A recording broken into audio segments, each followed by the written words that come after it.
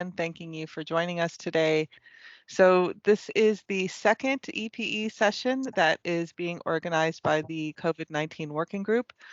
Thank you to everyone who participated and presented during the first session, which was about how we adapted the way that we conduct evaluations and evaluative exercises, considering the constraints and opportunities presented by the COVID-19 pandemic. So this second session is on our actual evaluations of COVID-19 response. And I know that that's really been the sort of main work that many of us have been involved in over the past year and a half, both in our individual agencies and as part of joint exercises. So we thought this would be a good opportunity to hear from some colleagues on their experiences of evaluating COVID-19 and to share some lessons that may be helpful or applicable to your own situation. So we are going to do it a little bit differently than a standard EPE session. We don't actually have any PowerPoint presentations to share with you today. So we wanted it to be more of a discussion. We're doing it in a panel format.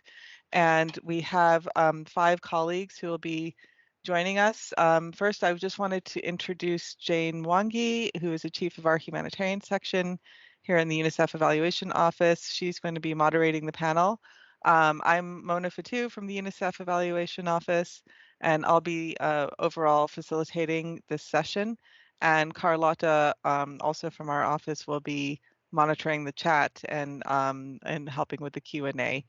And then our panelists, we have Peter Wichman from ILO, Richard Jones from UNDP, Esther Kagwa from the UNICEF South Asia Office, Leslie Thomas from UNRWA, and Deborah McWhinney from WFP. And they'll each have a chance to introduce themselves and their projects in a moment. In the before we kind of jump in, I thought we could get a little bit of a pulse check in terms of what participants have been doing in their own agencies regarding COVID-19 evaluation. So I'm going to turn it over to Carlotta, who is monitoring the Mentimeter. So over to you, Carlotta. Thank you, Mona. Hello, everyone. Let me share my screen. So the first question that we asked was, on which of the following aspects of the COVID-19 response did your agency's evaluative exercises focus on?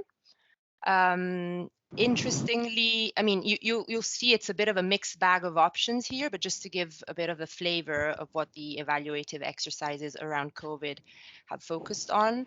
Programmatic adaptation and organizational arrangements seem to have the largest share of responses. In terms of themes: socioeconomic, followed by health and nutrition. Very few on support to vaccine rollout.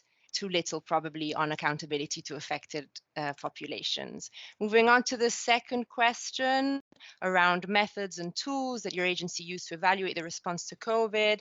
Again, a mixed bag of options, but just to give you the gist, a lot of synthesis work and desk reviews, of course, quali methods, little in-person data collection, understandably because of the lockdowns and the restrictions related to the pandemic. Some interviews and focus group discussions with affected communities. I find that interesting. And also a little bit of innovation for data collection and analysis as well.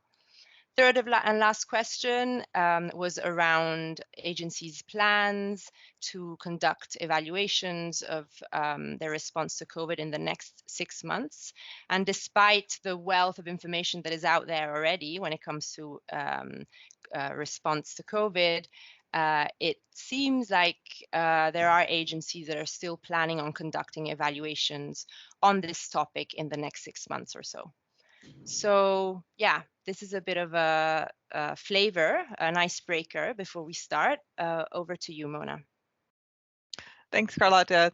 No, that was really interesting. And I think a lot of these themes and questions are going to be coming up in our discussion. So that's really helpful to help frame it.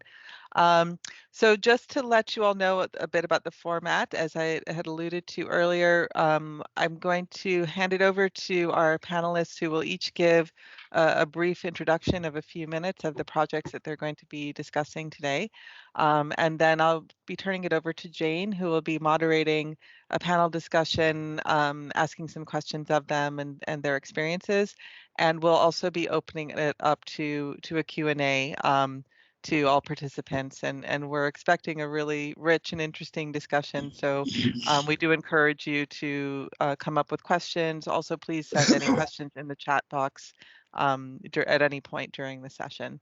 So I think we can jump right in. I will start off with Peter, who will talk about ILO's evaluation framework for evaluation of COVID response, and then the resulting protocol synthesis and evaluation that they had conducted or are in the midst of conducting. So over to you, Peter. Thank you. Thank you. Thank you, Mona. And good afternoon, morning, evening to everyone. And thank you for the opportunity to participate in this session to share our experiences. We're all in various ways and with various challenges looking at how to evaluate the response to the pandemic, and it's something that keeps us all occupied. So good to have this chance. What we saw in ILO was, of course, that it's important to set up the enabling conditions for the evaluation of the response. We are following a coherent approach to the evaluation of COVID-19 that we have been developing and that is evolving in line with ILO's response to the response or ILO's response to the COVID. This reflects that the response to the COVID-19 pandemic, particularly long term, must be integral to ILO's normal areas of work to ensure medium and long term sustainability and impact. The ILO, as such, early on developed four key policy framework with four key pillars in mid 2020. That was based on a series of policy briefs to tackle response. There was then a formal policy decision and document by the International Labour Conference in mid 2020 that has had a call for action to constituents and partners. And these frameworks for the response also, of course, linked to the various UN frameworks. ILO also revised some of its indicators in its results framework to reflect specifically COVID-19 action. We also, in the evaluation unit, as part of sort of internal learning and real-time input, actually looked at past evaluations that would, looked at crisis situations in the past, such as the financial crisis of 2008, to see if we could come up with any evaluative lessons that we could feed in there. Then the actual evaluative framework that we are now implementing was, first of all, presented to our governing body and discussed in various ways or agreed on. And then we also early on had the guidelines on sort of the implications of the COVID-19 on the evaluations, and that was sort of the topic of the first session of this EPA. But the point of that was to ensure that as much evaluation as possible, given the circumstances, continued. So we would continue to actually generate evaluative experience. Then we developed a protocol that was specifically geared towards saying, when you do these evaluations, what are the things that you can incorporate in the evaluations in terms of evaluation questions and approaches to ensure that we did actually generate evaluative evidence specifically looking at the COVID-19 response that we could then use in going forward. We then carried out a synthesis review in two phases, and this was a synthesis review that looked at evaluations, both those of projects that have been repurposed for COVID-19, but also others, to see where there were the lessons learned on the evaluative on the response to COVID-19. And we needed to do it in two phases. One was the initial set of evaluations that were done, mainly of slightly repurposed projects. And then second set of evaluations where we could see more explicit response and specifically designed response to the COVID-19. We are now doing the two-stage approach to the actual high-level corporate evaluation. where we have an initial stage of scoping, very detailed scoping, and we find that that is very important. That is trying to come up with an initial evaluation framework and theory of change based on these ILO's policy documents and what we know from the synthesis review, and then followed with a second phase that is, if you like, a full component based evaluation with all the dimensions, with case studies of countries and thematic areas of work, with a team of evaluation experts that both have the evaluation experience but also has particularly experience in evaluating the various pillars, the various areas that we are looking at: social protection, employment policies, and so on. And the evaluation will have, and that's sort of the final point, it has two key dimensions or areas of analysis: the institutional readiness and capacity to develop, to deliver, to design and develop timely support, and then ILO's policy action in support of our constituents at the national, regional, and global level. The report will be finished by mid-22. It will be submitted to the governing body in the third quarter. And that's very important for, of course, for the use and the follow-up, because again, COVID-19 response is part of everything that ILO is doing. Thank you. I hope I've stayed within my 5 minutes that I was allocated, and I'm very happy to be participating in this and take further questions and be part of that discussion. Thank you. Excellent. Thank you so much, Peter. Yes, you've just come in over the time, so appreciate that. I think just to keep things moving along, we'll move right on to our next panelist, who's Richard from UNDP. So go ahead, Richard. Thank you. Thank you. Good morning. It's good to see you all. So yeah, we followed actually a similar approach to ILO.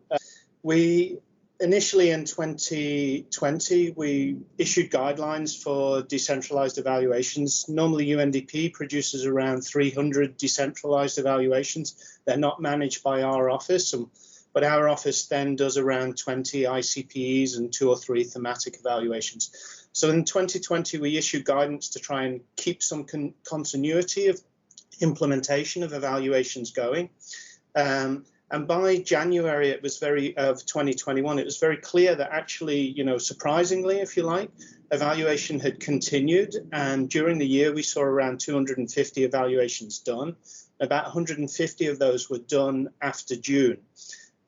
So we decided, or I decided, following a series of papers last year, we did a set of synthesis papers on crisis response across different areas, that maybe there was an opportunity here to look at those 250 evaluations and capture some of the trends and results from 2020 to see what we could learn about the pandemic. So about 150 of them included COVID-19 related elements. And as you can imagine, it was a bit of a sliding scale. So from June through to September, it was about how difficult it was to do evaluations under these constraints. But then from about September onwards, you were starting to get these snippets of lessons coming through about the response of different programs. And it just as Peter said, about how programs pivoted and adapted and how they were constrained in their implementation. So the idea was that we'd do something quick, 6 weeks to 2 months, get it out, started in February, get it out at the end of March, and try to then use that piece to inform the broader discussion around COVID-19 and implementation, but also for our own planning for the COVID-19 evaluation. Okay, planning is one thing. By the time we got to April, we realized it wasn't quick and dirty. And by the time we got to April, we realized there was another 100 evaluations, which had a much richer source of information in there. So we continued. The paper was issued in June, launched in June, when we finally had a cutoff. And, we had a very interesting set of findings that came out of that around adaptation, procurement, digital development, challenges to projects that weren't able to pivot, so lack of flexibility within programs, the impact of the pandemic on future implementation, what happens when you have funding taken away from a program when it still has 2 years to go, so there was some fascinating elements coming through, but all of that was condensed into 4-5 pages as a quick synthesis and reflection. However, it did provide us with the basis of a lot of knowledge going into our country program evaluations in 2021. It provided a baseline and a lens for our evaluators within the office to start to look at some of the programmatic aspects at country level. And each of our country program evaluations, 15 this year, have a specific section on COVID-19 responses. So that, and again, is the next step, which will aid us to draw, again, maybe a synthesis, or it will lead in evidence that's leading into a current evaluation, which is about to be finalized, which is a formative evaluation looking at UNDP's positioning, response, and adaptability in the face of SDG regression and the lack of SDG financing. So we're looking at the tools UNDP has and the planning tools, and those lessons that came from the synthesis and also the ICPEs have proved invaluable into that broader sort of formative evaluation that's focusing on how UNDP might need to change a certain set of tools to adapt to the new reality of COVID-19 and SDG regression. Sorry. Thank you, Mona. Thank you, colleagues. Thank you, Richard. I think that's a really important topic, as many SDGs are off target already, and looking at how COVID has accelerated that and how to overcome it. So that's great to hear that that's planned. So I want to turn it over now to Esther. She's going to give a regional perspective from, she's coming in from Kathmandu, and we'll be talking about the real-time assessment in her region. So over to you, Esther. Thank you. Thanks, Mona. So in terms of the assessment we did a real-time assessment of the COVID-19 response, of the UNICEF COVID-19 response in the South Asia region. And this was done in 7 countries. We have 8 countries in South Asia, so all the 7, with the exception of India, which had its own already full-fledged evaluation going on. We started this evaluation last year, actually, 2020, between September and December. And so UNICEF had all these, most of our countries had worked with governments on COVID-19 response plans. And so the evaluation office at UNICEF also had a template with tools and guidelines and a concept note that we were encouraged to adopt. So that's the one we used. And we looked at a number of things. One, we looked at how the needs for the response were determined, if those needs were in line with the actual needs on the ground.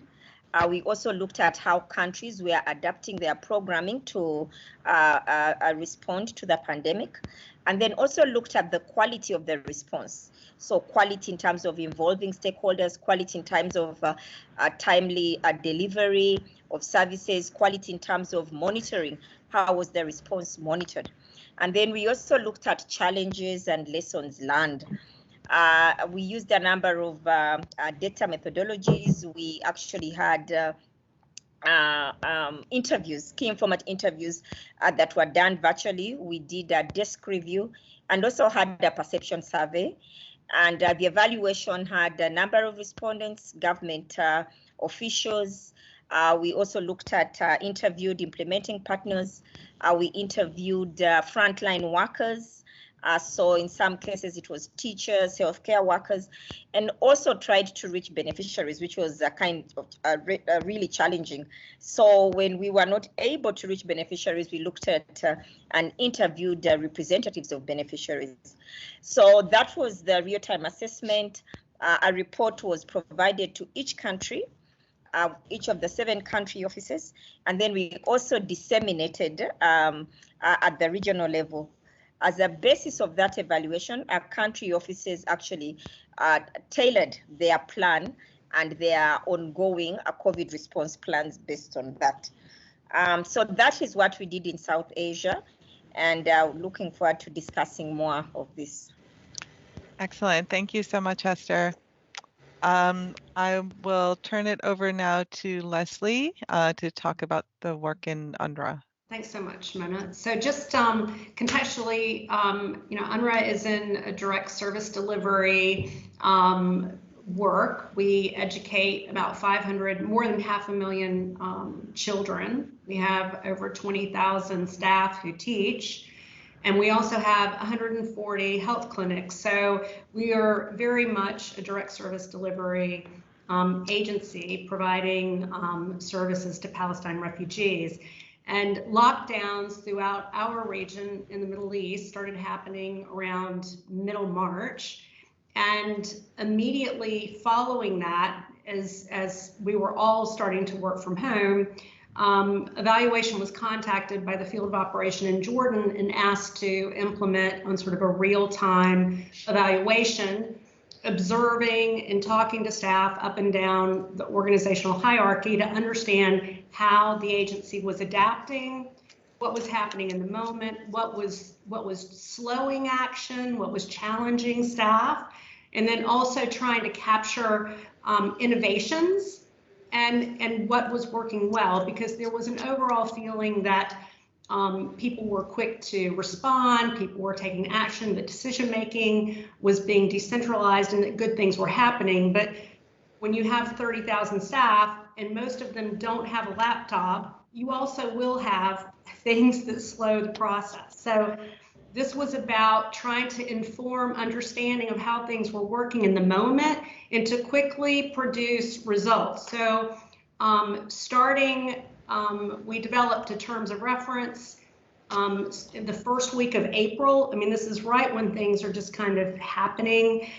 We conducted research for the first field of operation over a 2-week period starting in the middle of April, and by a few days after that, we produced our first report. So we were turning around the research and the reporting within about a 3-week cycle through this first experience. And we did about 40 interviews, and we observed daily meetings that brought together the field management team in making decisions, talking about issues, and how they're going to respond to that. So following that, following this first round, which basically took place in the month of April, we shifted to the West Bank field of operations and looked at what happened there. The interesting thing so as we were doing this, we were kind of adapting our process for the real-time evaluation in the moment.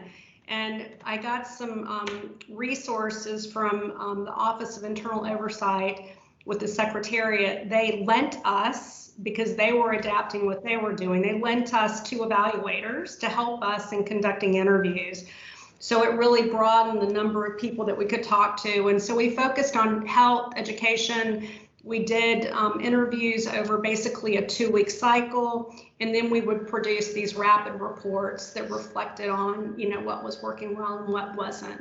And I think we also held briefings with the field management team so that there was an expression of here's what we've learned, here's what needs to be done, here's what monitoring needs to be improved, and what we need to be doing to ensure, understanding about the beneficiary experience. So it was all very fluid and happening very rapidly. So at the end of the day, we completed 3 of these. We focused on Jordan, West Bank, and Gaza, and produced these quick reports. And I think that it was very appreciated. It helped sort of capture information in the moment and help support learning across the fields, because people were so focused on their field work that these reports actually helped create understanding across the agency about what other fields were doing to adapt. So those products actually influenced what people were doing across the fields of operation. So with that, I think I will stop. Thank you. Thanks so much, Leslie. And I want to turn it over to our final discussant, who is Deborah from WFP. So over to you, Deborah. Thanks, Mona. A little tough to come after so many interesting presentations, but and I was picking up areas of commonality and differences as I was listening to my colleagues, and so I've added a few things, in fact, to what I had planned to say, which was really to focus on one evaluation. In addition to what I'll say about that, I just wanted to maybe start by saying that we have, similarly to, I think, what colleagues, both Peter and Richard, were mentioning around providing guidance and or sort of technical notes to colleagues in the field, produced a technical note on planning and conducting evaluations during COVID. That was one of our first sort of products to get out to help colleagues. We had a gatekeeper function enabled in WFP, which was something that was managed or initiated centrally by management, by senior management, and it meant that there was the role of the directors, the regional directors could sort of say yes or no to an HQ request to the field. Now, evaluation and audit were sort of exempted from that, but we did have to manage that balance of letting the field get on and deliver, because they were massively involved, as you can imagine, in delivering, as were all of our agencies, I presume. So that happened, and we were also integrating COVID-related questions into country strategic plan evaluation terms of reference, into strategic evaluations that were ongoing, that sort of got embedded. So that evidence is coming through those evaluations now that have come to fruition all throughout 2021. So that's just a bit of a backdrop to the broader evaluation work, and there's of course decentralized evaluations as well. I'm not going to go into that. What I wanted to speak about today was in fact our corporate emergency response evaluation. So we at WFP, we have a mandate to evaluate all corporate emergency responses. And we wanted to do this while, of course, the response was still ongoing. Some might argue that it's still ongoing even now, but certainly, you know, mid last year, we didn't get started as quickly as you, Leslie, in April, but by May, June, we were certainly talking to senior leaders and trying to understand their learning needs. So unlike others who took a sort of a synthesis approach, we did it, we sort of had a different, we went in a different direction, which was that we decided to take a developmental evaluation approach. And by doing so, we really acknowledged complexity. We acknowledged, we adopted a systems approach. We did not start with a log frame or any assumed clear results definitions. We really wanted to assess and evaluate adaptation while it was happening. And the key was really to try to understand the narrative of the way in which WFP had responded. How did it pivot? How did it react, modify, innovate, or in some ways get stuck even? We were certainly looking at where areas where they may not have moved, where they were immobilized or rendered sort of stuck in their process, let's say. So we really were looking, building actually on an evaluation that we had done a few years ago, a few years prior, on the capacity for WFP to respond to emergencies. We really took that evidence as our starting point, because in fact, some of our colleagues in our emergencies division said, you know, what we haven't even had time to respond to the recommendations from that evaluation. You're coming at us again. And we said, you know, listen, we understand this. We want to try to provide evidence to the organization that's useful throughout the data collection phase, in fact, and not wait until the end, until the reporting phase of the evaluation. So we were looking at three main aspects. Look, how well did the enabling environment and organizational assets of WFP adapt to respond to the demands of the crisis? How well did WFP fulfill its role as a partner in the collective humanitarian response? And very difficult to answer was what in fact was achieved. So we did, to the extent we could, we did try to look at results assessing corporate and country related data. This proved very difficult, very difficult to do for a whole range of reasons related to sort of data validity and credibility. So what we did is we ended up, thank you, we ended up having an analytical sort of framework which identified 10 themes. And these themes really covered the full organization. And for each of those themes, we produced an evidence summary. So we had a team leader, but we had evidence summary leads, at least 2 people, including also researchers, producing 20-page papers on each of these topics that were then shared with the organization, particularly key stakeholders relevant to that topic, be it workforce management, finance, risk, program adaptation. That's why the Mentimeter was hard. It's like, yes, yes, yes, no to vaccine, no to health, but sort of on the procurement side. But it was really a whole of organization assessment with the organization as the evaluand. And there was just a high degree of consultation and collaboration and feedback throughout from sort of February until June of this year. We're now finalizing the report. And I can get into more of the details on that as we go, but really taking that developmental approach of looking at adaptation. And so I can share some of our thoughts collectively, because I worked very much in tandem in a partnership approach with the team leader. This was really a I was the manager from inside, but we worked very much collaboratively. So I'll stop there and happy to engage more as we get into the discussion. Thanks. Thank you, Deborah, and thanks to everyone. It's really interesting to hear about the variety of approaches and the different implementing contexts and how each agency is adapted to them. So I think we'll get into a little more meat in the panel discussion on that, but it's really helpful to have the stage set for that and understand the main areas of work that you're all engaged in. So I'm going to now turn it over to Jane, who will be moderating this panel discussion. I would like to encourage participants, if you have any questions or comments, please do leave them in the chat box. And just also to remind you that there will be opportunity for a live Q&A after the initial panel discussion. So we really look forward to hearing your inputs. So Jane, over to you. Thank you. Thank you very much, Mona, and thank you very much, colleagues. I agree with Mona that these are very rich discussions and also very rich evaluative exercises that the different agencies have undertaken.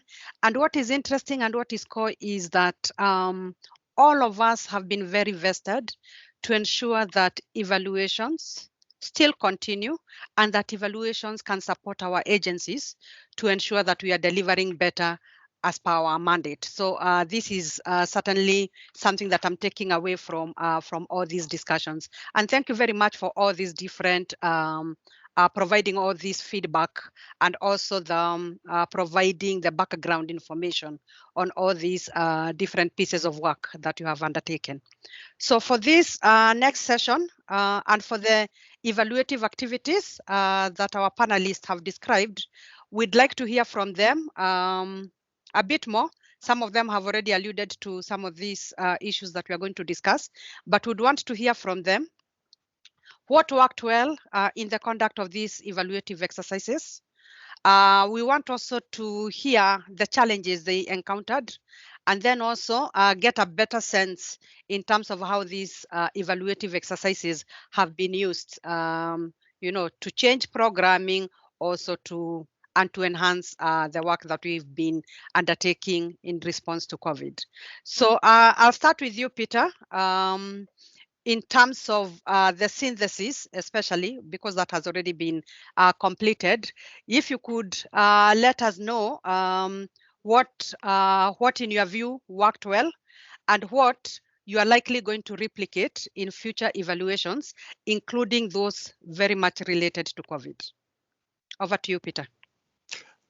Thank you, Jane. That's quite a tall order. So let me try just to say a few things, and let me first say that in terms of what worked well or what is working well is, as I was trying to get across my presentation, is the coherent approach, the evolving approach, where we right from the beginning said, in these circumstances where we need to carry out evaluations and we have to get ready to have the evaluation of the COVID-19 response. What is it that we need to do? What are the steps we need to take? The guidelines on how to do the evaluations under COVID, the protocol to get evaluation information on COVID into the evaluations, and developing the framework. That is working well. I mean, there are challenges, of course, with having the ability to actually get this information and these evaluation questions on COVID addressed in a particular context, because monitoring information might not be available. There's also, in terms of the focus of stakeholders, of our constituents and so on, that they are focused on often dealing with the COVID-19 response, and therefore are not always able to think about, yes, but what does it mean in terms of that project that we had, that repurposed project that we had. So there are a number of challenges that, but what is working well is to have that approach and have those protocol, because it enables us to do the synthesis review. It enabled us to have evaluations that actually did say something about COVID-19, although not as much as we could have expected. And it's a bit what Richard was talking about, that you have sort of stages or generations of evaluations, if you like, that the first ones that get completed under the COVID are not necessarily that full of information on the COVID-19 response. And it's first later that it starts coming into evaluation. So the evaluations that we are now seeing completed and that will be completed over the next 3 or 4 months are the ones who will probably have more information. So in terms of the challenge in the synthesis review, particularly of an issue that often was not explicitly designed into many of the projects or is a result of the repurposing and the adaptation, is to actually be able to find evaluations with the kind of information that you're looking for in a synthesis review. And so also in terms of what worked well, it's again that staged approach that we are taking in the synthesis review. And we've now gone through basically the 2 stages where we have looked at the evaluations that have been completed up to now, and they are beginning to have more COVID-19 related information, but it's very clear that there will be more in the next 3 months. So the need to almost do the synthesis review on a rolling basis is important. In terms of the use, I mean, very interesting point that Deborah made about developmental evaluation and adaptation and innovation and focusing on that.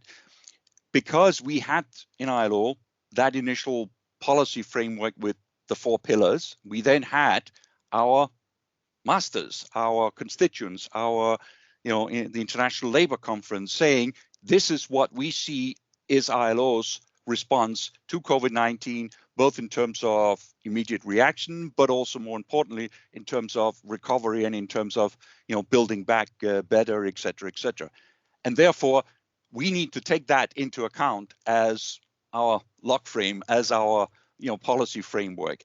Obviously, when we look at those elements, we will be looking at the innovation, the adaptation, and issues like the enabling environment and so on. But the expectations, and this is part of the use that we're not yet seeing in a sense evidence of, but we are setting it up and we are creating a reference group of senior level colleagues to be part of that evaluation, if you like, to be our sounding board and to help with the scoping and the utility and so on.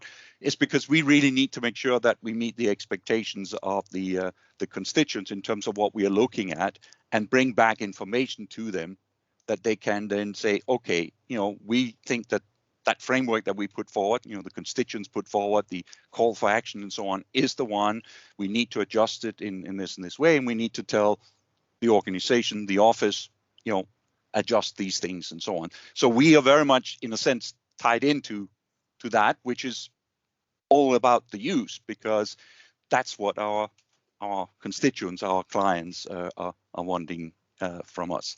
So sorry for having taken a bit more time in replying to that, but it was quite a lot of questions that you asked. Thank you.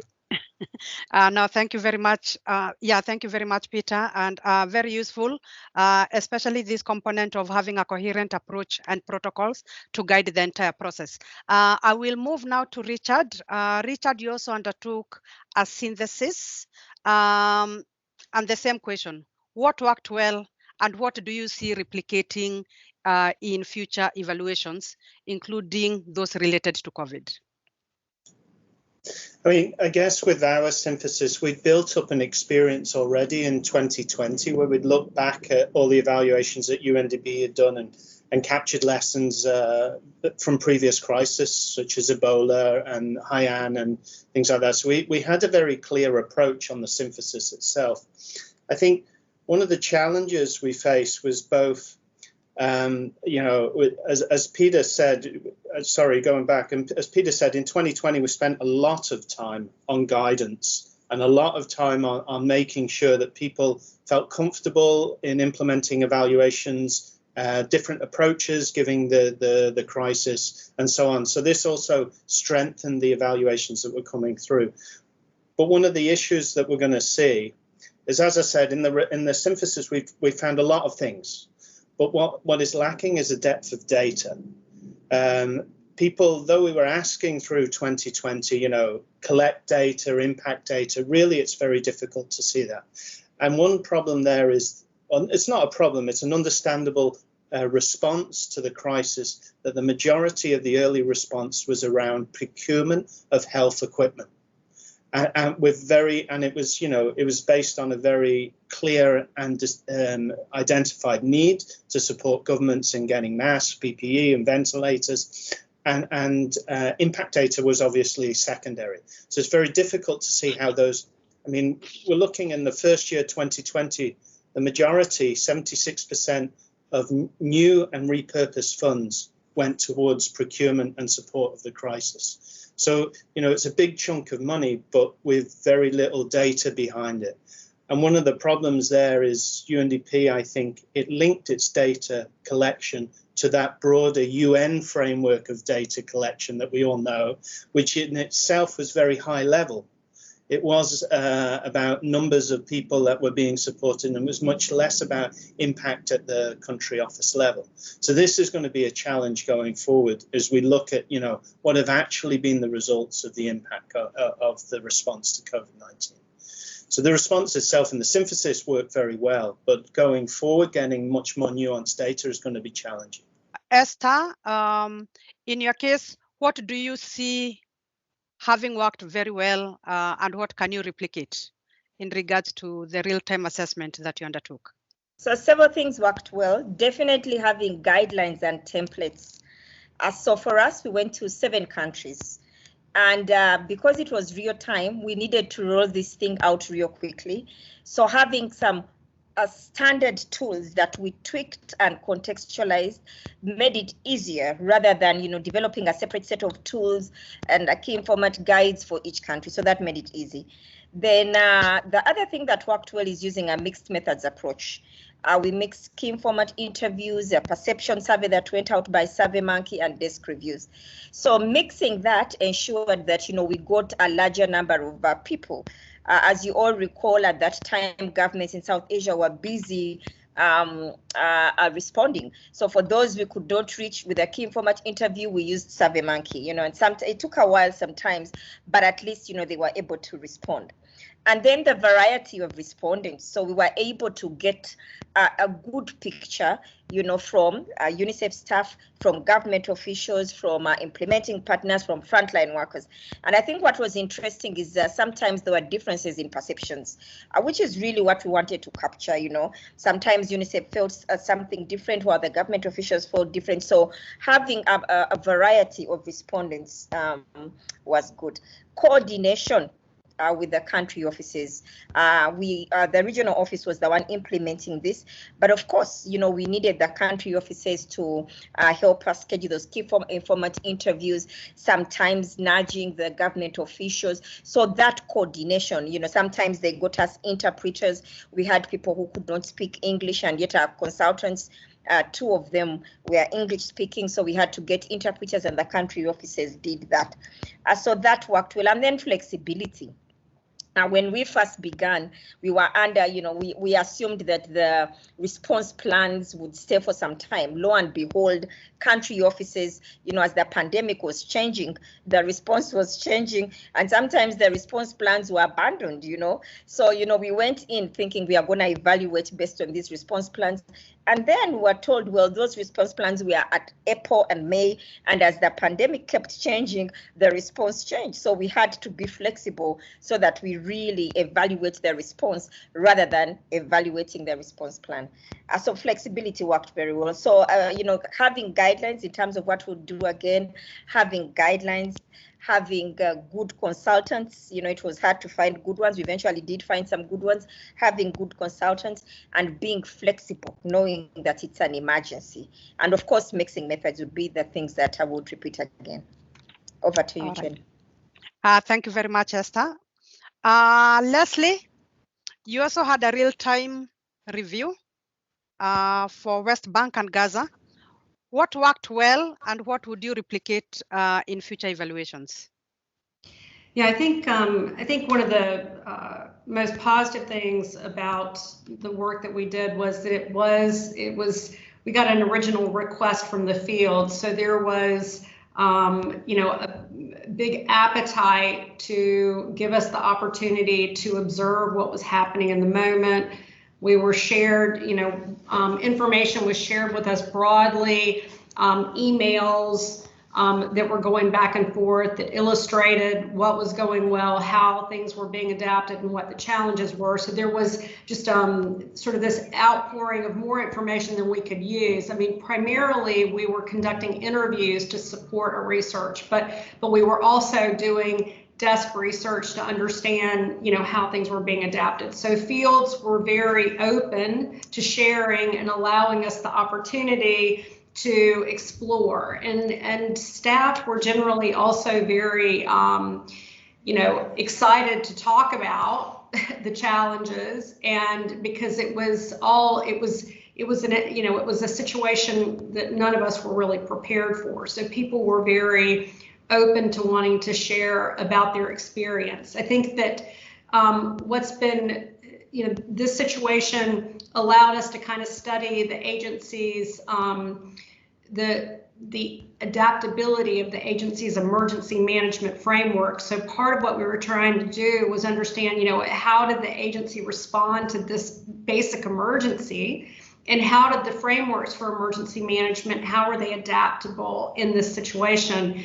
And there was a lot of good feedback on this, and a lot of good sort of feeling about the value of the process. And so our team was actually approached not in May of this year to do a real-time assessment of how the agency responded to the recent hostilities, or the May hostilities in Gaza. So I think that's a really good indicator of the fact that, this is appreciated. And I do feel like this has made sort of a significant influence on the culture for learning and evaluation in the agency, that people appreciated being a part of a process to influence understanding about how things were going, and to actually see that make a difference in the moment. So I do think that that's probably one of the most positive outcomes of the entire project. Thank you. Thank you very much. And certainly very useful reflections, including the culture of learning, the demand side of our colleagues requesting for these kind of exercises, because they do feel they can support to help them do better in terms of implementation. That is very useful. Thank you. Deborah, over to you. You did allude that that not only were you the manager for the WFP's evaluation, but you are also working very closely with the team. So in regards to that, what can you tell us were some of the learning, and also what worked well as part of that process? Over to you, Deborah. Thank you. Thanks, Jane. It's interesting to think about what worked well, and I think I need to also sort of bring in the challenges, because in fact, when you overcome a challenge, it turns into something that ultimately worked well. But you start from a more difficult sort of spot. And noting also some of the questions that have come up, just what I noted Oscar's question, we didn't necessarily adapt, to particular things as such, but we certainly, our analytical framework had to adapt and evolve based on the inputs that we were getting from our colleagues that we were engaging with throughout the process. So there was a high degree of sort of an iterative nature and feedback loops within our data collection process. So we didn't collect and then debrief. We collected and fed back in across these 10 evidence summaries throughout our data collection phase over about 6 months. And also someone else asked about mapping. This was something that I think was, a lot of work to map out key stakeholders, both internally and then on the partnership side. But once we had mapped them out, they became interviewees, key informants, and they became members of a consultative group. And we had a principle going in that we only interviewed people one time across these 10 evidence summaries. We had to map very carefully who we would go to for what topics, because you have a director of emergencies, she could speak to any number of the areas. But we really had this principle of minimizing the burden. So we did a very detailed stakeholder mapping, which I think helped facilitate uptake and also avoided pushback because we were very comprehensive, but we took an approach of really only touching like one interview per country office, one interview per person. So we really, because we had a very crowded and busy space, that as many of us did. The other thing that worked really well, I think that is important to mention, in addition to sort of this adaptability, was being the comprehensive engagement gave us a window into people's work and allowed us to build up a certain level of trust within, colleagues that we were working with, which was crucial, particularly because in our first of these 10 evidence summaries, we focused on workforce management. And we were in fact interviewing, the team it was a pilot. We were conducting interviews in December and January, and in fact finding that our colleagues were really truly traumatized. In fact, they were needing these interviews to in fact debrief, and they often went on longer, and what our evaluation team had to do was in fact bring in a trainer to be trained in trauma-informed interviewing, which for humanitarian evaluations, usually you have that experience when you're face-to-face, you have specific skills and tools that you use to handle trauma in your face-to-face interviews. Doing that online was hugely challenging and very delicate, and that challenge was met and I think overcome, and it's something that did work well, because it was responsive to the specificities of the particular context and time. I think the fact that we had Michael Patton as an advisor was something that we can't underestimate. As we were sort of, UNFPA had done developmental, we were maybe the second that had done it on this corporate scale, and having his advice and guidance was to us as a full team, as well as to the evaluation team, was really useful, as well as the leadership from our director. So I will stop there because I know you have more questions to ask. Thanks. Yeah, no, but also, very useful also to hear about the use of the analytical framework, the feedback loop, and how mapping of the stakeholders and engaging them systematically helped in regards to this evaluation. And of course, it does not hurt when you have Michael Quinn Patton as part of an evaluation team. I didn't even know that he's usually part of teams nowadays. So that definitely was a bonus. He was just an advisor. He wasn't really part of the team. Let's just be clear. Yeah, he was an advisor. Yeah. Okay. All right. Thank you very much. So so we'll move to the final set of questions. Again, you have alluded to many of these, but we really just want to know, how were the findings disseminated, and what do you have as evidence of uptake and use? Peter, you have alluded to how the synthesis was used, but do you have any further reflections? Thank you. We know that the guidelines on the adaptation of evaluation has been used. It's part of why we've been able to continue with a fairly high level of our required mandatory evaluations.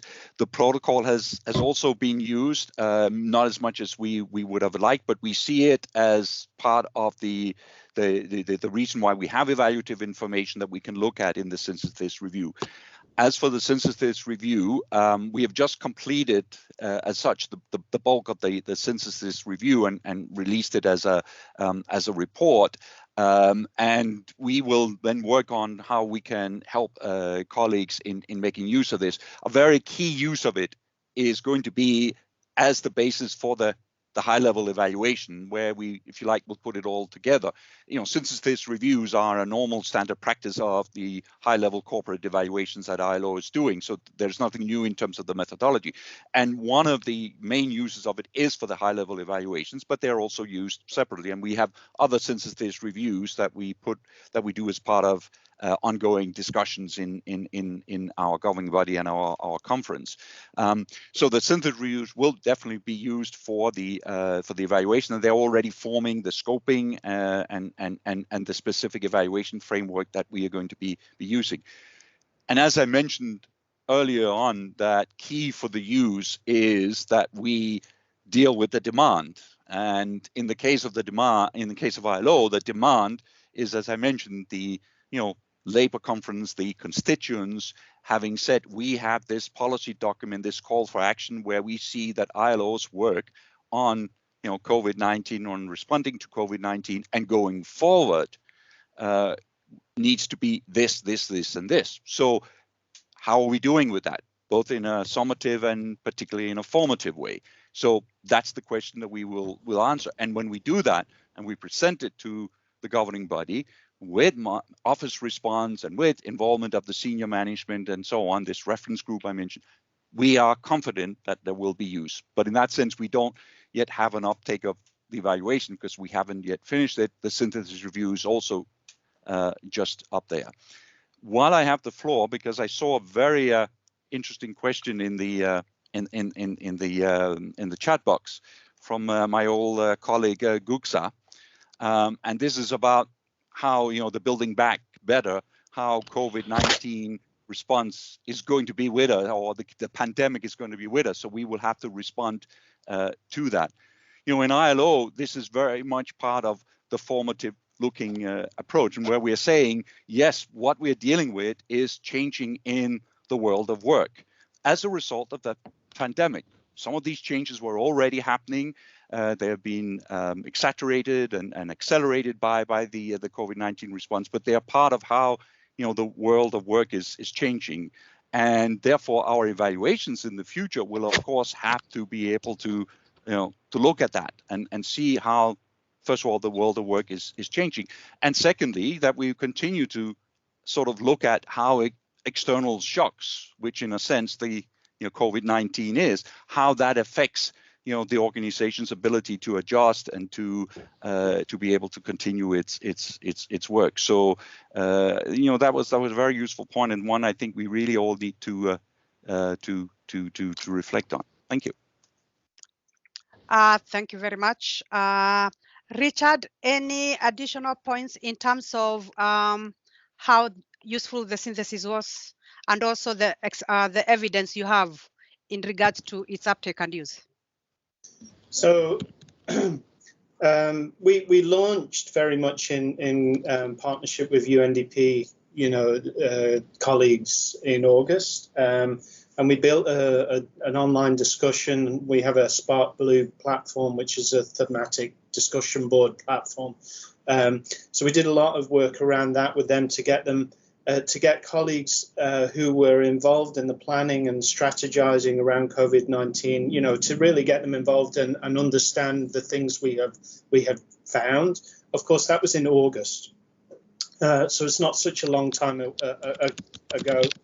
We're hoping that those lessons will find their way into programs, and we will be measuring that through future evaluations, as was pointed out. Then we will. It's also very much informed the evaluation that we're doing now on SDG regression, which how UNDP is addressing SDG regression through SDG financing, and I think that very much goes to Gugsa's sort of message that our evaluations, our ICPEs especially, will for some time have a COVID-19 section.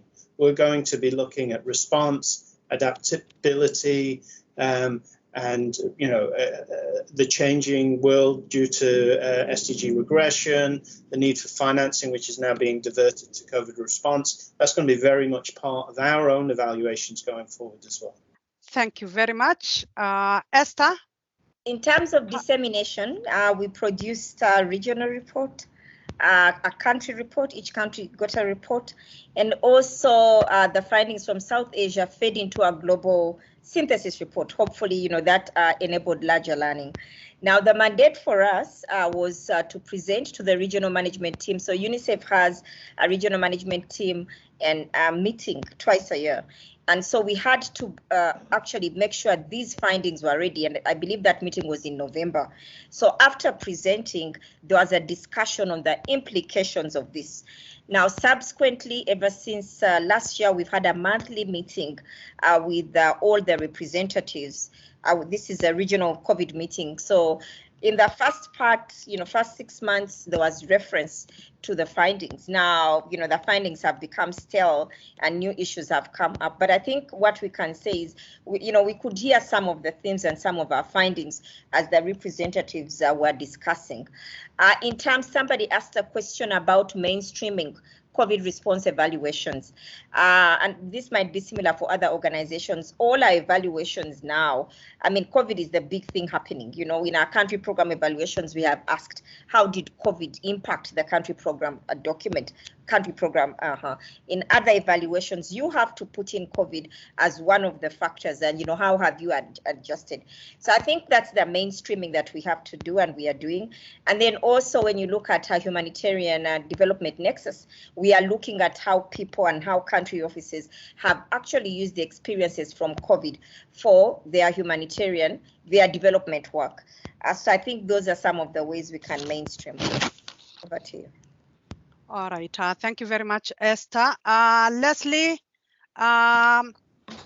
you have explained a bit in terms of how the findings were used. How else, how can you, what evidence do you have in terms of actual utilization of the synthesis, of the real-time review? Well, this is a good question for us because this is a big lesson learned for me. So we developed the terms of reference again, within like a week's time. We were sharing it, and this was all supposed to happen very quickly. And we did share information very broadly through multiple forums that included senior managers and at the agency level as well as the field level. And then we have an interagency evaluation interest group, and we presented information there, which included that group includes all the field M&E leads. Okay, and so I think there was a lot of learning and sharing of experience. However, in our TOR, there wasn't a requirement for a management response. There wasn't a plan for how this was going to be tracked over time. So it was definitely something that I learned, and again, I'm even learning that again with this. It was honestly like an after-action review that we completed on the agency's management of the emergency response in Gaza. I think having clear information in the terms of reference about reporting, how reporting will be shared, and how it's disseminated, as well as requirements for management response and tracking. It wasn't really, because of the design and the nature of the study, it was really meant to influence change in the moment and understanding about how things were adapted, and to, sort of shed light on staff perspectives of the challenges for immediate use. And I think that happened, but I didn't go back because of our capacity to track and see how that influenced change. So, that's a big lesson learned. Right. Thank you very much. Deborah, over to you. Okay. You had stakeholders engagement and feedback, and the evaluation is just getting completed. So imagine you're going to have a management response at some point, but can you also tell us how you see the findings being disseminated, and also how the evidence that has already been gathered is being taken up and being used?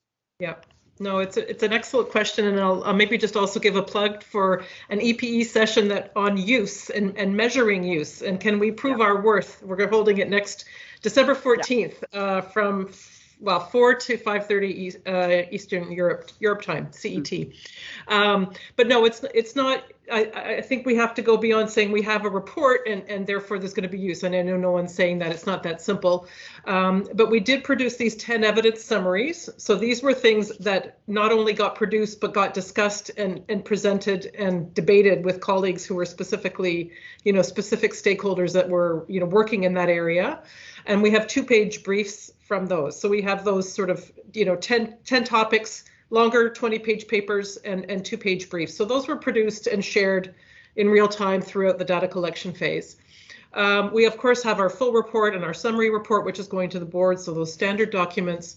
But we had, and I mean, sort of, it's hard to measure it quantitatively, but the feedback during these consultative group sessions, we had, for example, the emergencies division working on developing new protocols. They had their own lesson learned process from the response, or from the early stage of the response, let's say, and they were actively saying, this is contributing to our thinking. This is going to be very useful for us. We're going to use this element of this, this evidence to help strengthen this particular area or this is changing our thinking, these kinds of feedbacks or pushbacks saying, well, this doesn't, coincide with our view of things. So, the sort of richness of engagement with colleagues on some of these topics.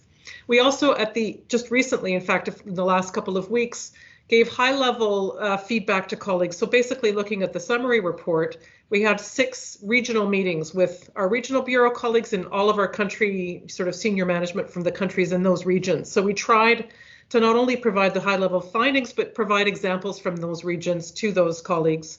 And we did the same thing at headquarters. So really a much more kind of closer engagement of feedback at the higher level than what we would perhaps normally do. And certainly got more people than if we were in person. The remote modality, I think, facilitates that. Last couple of points were that we were asked or we actually made it happen. We spoke to our global operational task force. That's all our regional directors at an earlier stage. We sort of tested and validated with them. We were invited to a senior staff retreat of our emergencies division. So different ways we've been asked to come and share evidence. You mentioned, Jane, in your intro, management response. So yes and no is sort of how we're approaching this. So our evaluation does not have recommendations. It has issues for consideration. So because it was a developmental approach and we were very much looking to track the way that the organization adapted and developed, we weren't looking at improvement. We weren't looking, and it's, the issues that have come up are very much deep systemic strategic issues. So, but we do have a system that tracks evaluation recommendations and responses that we don't want to lose that opportunity for some accountability. So what we're doing is, in fact, we haven't completely confirmed it, but we're proposing a 2-staged approach. One is that in February, when the summary evaluation report goes to the board, that management will provide a narrative response to the evaluation. That will not be a management response in the sense of tables and going into a dashboard, but it will provide a response. And then we will give them, in a sense, 6 months to reflect further, or 5 months, let's say, and then provide a more detailed management response to the 6 issues for consideration at our June executive board. So we're trying to keep it at a high level, and really, because it's so broad and organization-wide, we really want to sort of catalyze that kind of strategic discussion at the highest level, rather than having things get sort of delegated to a particular division, as often is the case. So I'll stop there. Thanks. All right. No, thank you very much, Deborah. And thank you, Peter, Richard, Esther, Leslie, for sharing your insights and your experiences in undertaking these evaluations. Lots of commonality, and I think as evaluation functions, we've wanted to ensure that we are supporting our organizations and providing evidence for them for learning. So these discussions have been useful. Back to you, Mona. I know we have a lot of questions, and it would be great to just start looking at them. Over to you. Thank you, Jane, and thanks again to our panelists. I think it's really exciting, actually, to hear about all of the different approaches and adaptations made. I think this sort of global soon becoming a protracted crisis has really shaken the foundations of how we do our work and how we communicate these lessons to decision makers. So I think there's a lot that can be taken forward, even in non-COVID evaluation work. So we have a lot of interest and engagement and great questions coming through in the chat. So I'm going to turn it over to Carlotta to address those. At the same time, if you do have any questions and you'd like to speak up, please do use the raise hand function, and we will call on you if you have any questions or comments for our panelists. So Carlotta, over to you. Thanks, Mona. Thanks, colleagues. Again, thanks for the interesting discussion and for the questions that have come in. I think it would be good for me to recap the questions that have come in through the chat box. Panelists have addressed several of these aspects, but I would say I recap them now, and then I'll leave it to panelists to see which of these questions they would like to address further and follow up on. So, we have a question from Oscar. To what extent did you consider the changing enabling environment UN response while conducting your evaluations? A question from Vijay. Did you look at the extent of the UN working together at new ways of working on the ground in your evaluations? We have a question from Susanne, who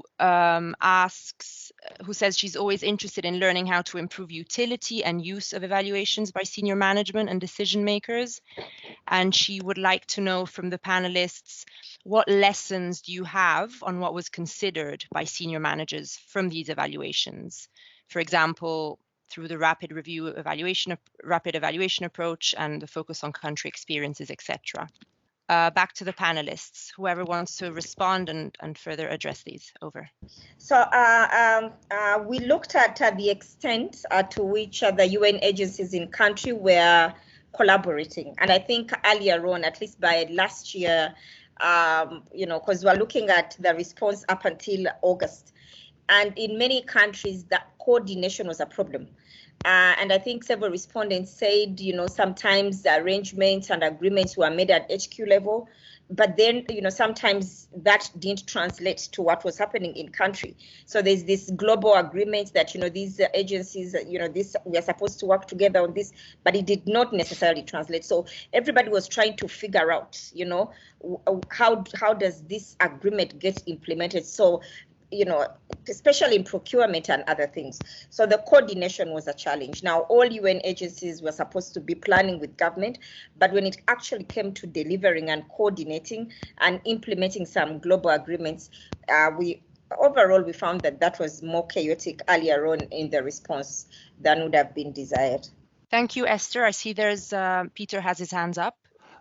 Thank you. Yes, it's also on the point of the UN context, and yes, that was very much part of the ILO's, for instance, its 4-pillar policy framework, how it related to, for instance, the social economic response, framework, and other UN and framework. So it's very much part of the response, the lock frame that we are looking at. And then therefore also very much part of our evaluation framework. It was one of the dimensions in the synthesis, the review, the link to the UN context. There's of course also, when we look at ILO's work, for instance, and I'm sure that applies for others, that we work at many different levels, and one level is the policy level. And one of the responses of the ILO was to issue a number of policy briefs, as well as what we call the Ilo Monitor, that actually provided a lot of the statistics and information on what is happening to the world of work, what is happening to employment, the situation of women, etc. In the world of work, that was then used in many different contexts, and even was part of informing UN frameworks. The SG's report, for instance, that included social protection, that was based on a lot of research from ILO. And of course, in our evaluation, we will very much make use of any relevant evaluation that covers issues of interest within our evaluations done by other agencies. And of course, there is the UN cooperation framework evaluations that are ongoing, where UNEG and with EVAL and others involved, came up with guidelines on the evaluation of UNCF in general, but also then try to include COVID-19 responses. And then I saw also in the chat there was a reference to the upcoming system-wide evaluation of the UN Development Systems response to COVID-19, and that will have also case studies in countries, and there again the link with what we're doing, if it's the same countries, and I'm sure that will be for other agencies, if it's the same countries we are looking at, we will be making that link. And just on a remark on that, there is going to be a synthesis review of the synthesis reviews and evaluations of done by the UNEG agencies as part of that system-wide evaluation. That will be using the synthesis reviews that we have done in ILO, in UNDP, and others as part of the evaluative information that will be looking at. So that, in a sense, is the link. But that, of course, has its specific purpose, its specific focus, and all of us in our agencies have additional focuses and so on. But I'm sure we can all say that we will consider the UN system response as the way that we are part of it is, of course, part of all our evaluations. Thank you. Thank you, Peter.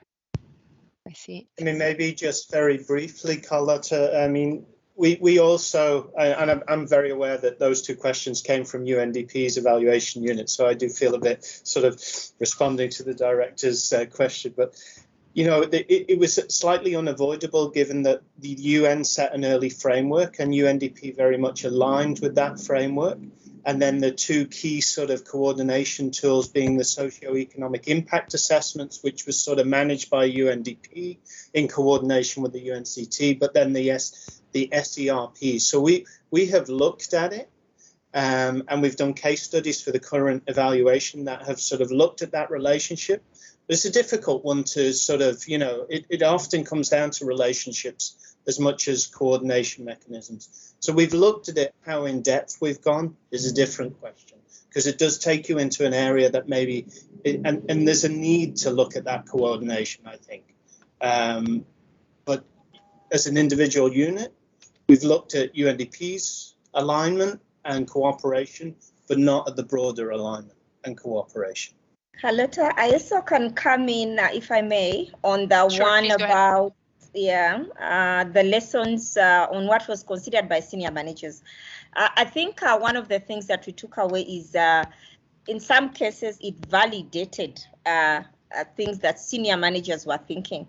I'll give you an example. We had a component on duty of care, and senior managers knew some of the issues, but I think bringing them out and saying that, okay, staff, even consultants are saying this and the other, actually brought it to the forefront. And then in some other cases, there were surprises because in some countries, there was the perception that monitoring, on-site monitoring was happening by third parties, and then it wasn't being done as well.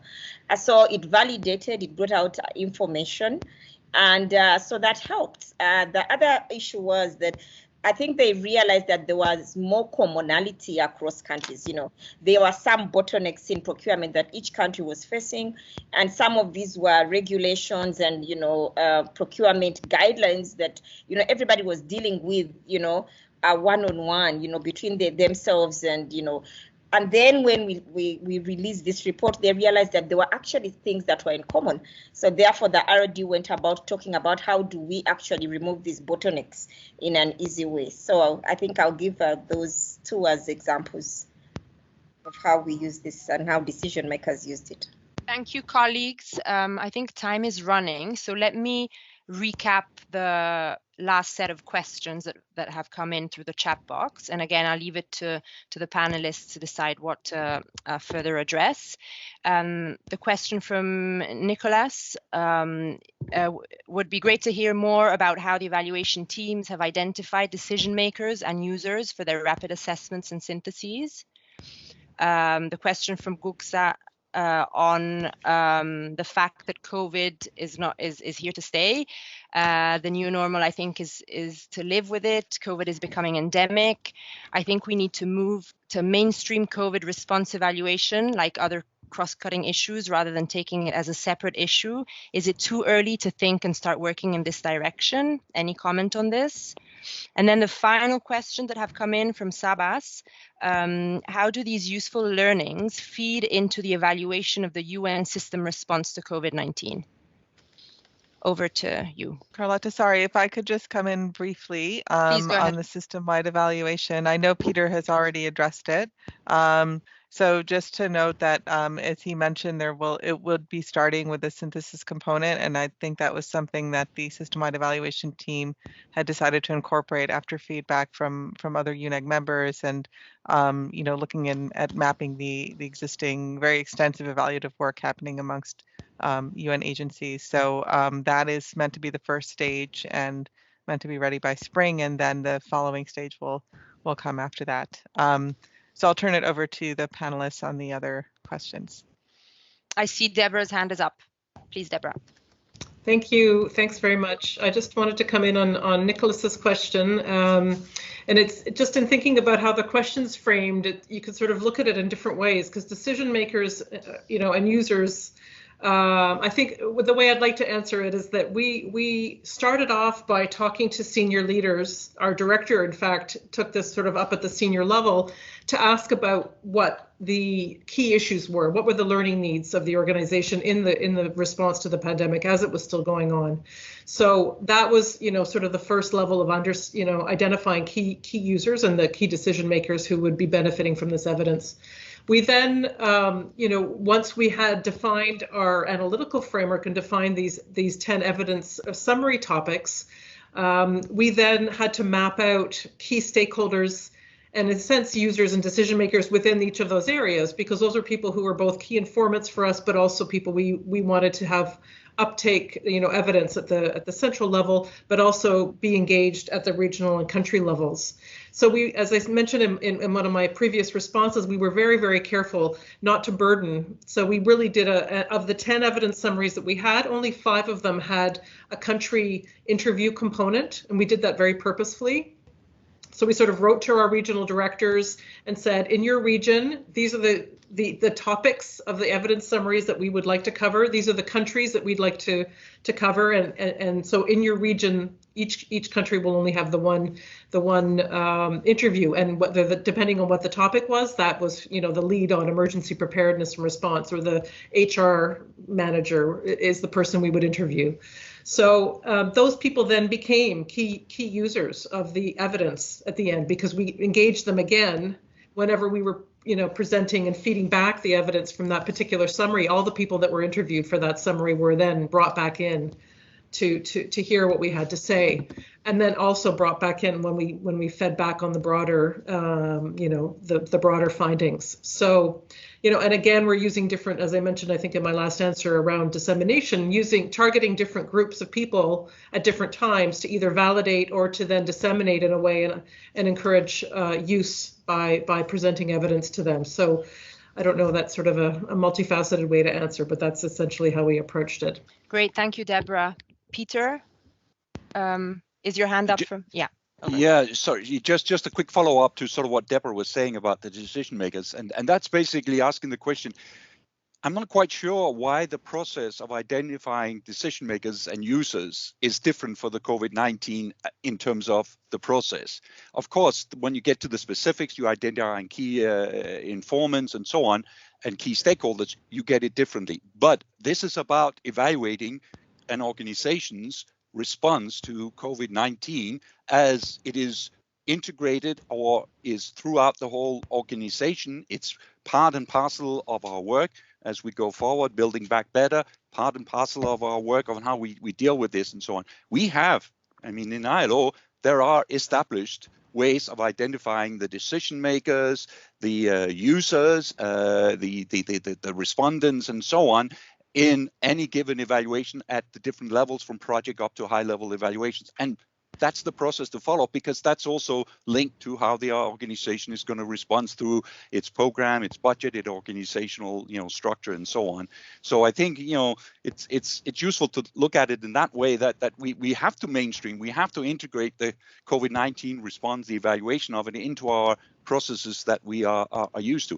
Of course, we can learn from the process of doing the evaluations under these specific conditions to, adjust and adapt and modify our approaches and so on, and even our program structures. But, it's part of that. So that's how you also ensure use and follow up. Thank you. Thank you. I don't see hands up. I think we're running out of time. Mona, I think I'll pass it over to you. Back to you. Thank you, Carlotta, and thanks again to the panelists and all of the participants. Indeed, we are coming to the end of the session. A really interesting and rich exchange. I know I've taken away some ideas of aspects to incorporate into future evaluation, so I hope others have as well. So thank you again. This recording will be available on the UNEG website, so we do encourage you to share it with colleagues who were unable to attend today. And again, our thanks to the panelists for sharing their experiences, and to Jane and Carlotta for their roles in organizing and facilitating as well. I will also put in an additional plug for the next EPE that Deborah had mentioned on evaluation use, which is very much sort of emanating from our discussions today, and very much in line with that. So I think it will be, in a way, a good continuation of some of the issues we've already been discussing. So I wish everyone a good rest of your day or evening, and we look forward to seeing you in future EPEs. Thanks a lot. Take care. Bye-bye. Thank you. Bye. Thank you. Bye. Bye-bye. Bye. Thank you.